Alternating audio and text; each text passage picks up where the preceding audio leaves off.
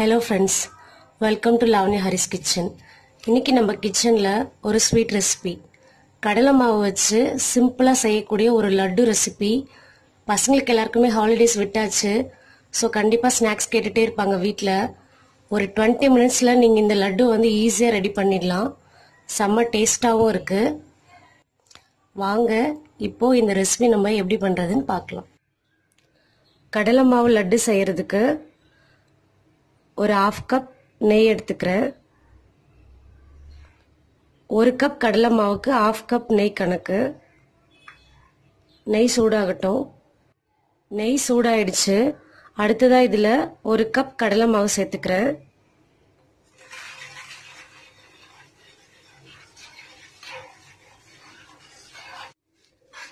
கடலை மாவு கலந்ததும் இந்த மாதிரி வந்து நல்லா கட்டியா கலந்து வரும்.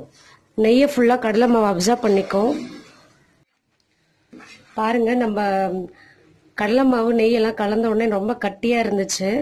இந்த மாதிரி நல்லா தளர்வா வந்துடும். ஒரு 10 மினிட்ஸ் போல நம்ம மீடியம் ஃப்ளேம்ல வச்சு வறுத்தோம் அப்படின்னா அதே மாதிரி மேலே வந்து பபிள்ஸ் மாதிரி ஃபார்ம் ஆகும்.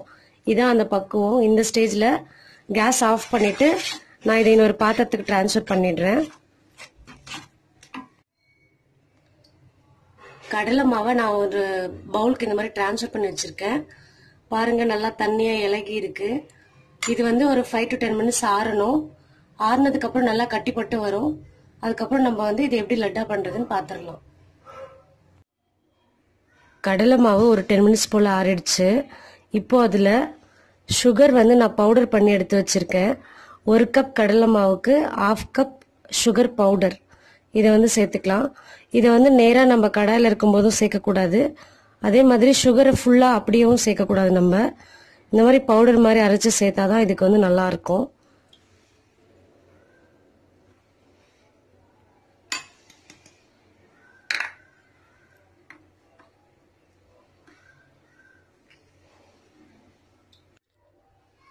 இது கூடவே கொஞ்சம் ஏலக்காய் பவுடர் சேர்த்துக்கிறேன்.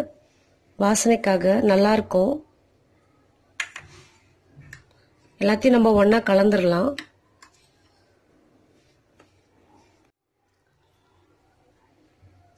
பொடிச்சு வச்ச சர்க்கரை தூள், ஏலக்காய் எல்லாமே கலந்து இந்த மாதிரி வரும் நமக்கு. இதை வந்து கொஞ்சம் கொஞ்சமா எடுத்து உருண்டைகளா உருட்டிடலாம். சும்மா கொஞ்சம் டைட்டா பிடிச்சாலே அழகா உருண்டையா வந்துடும்.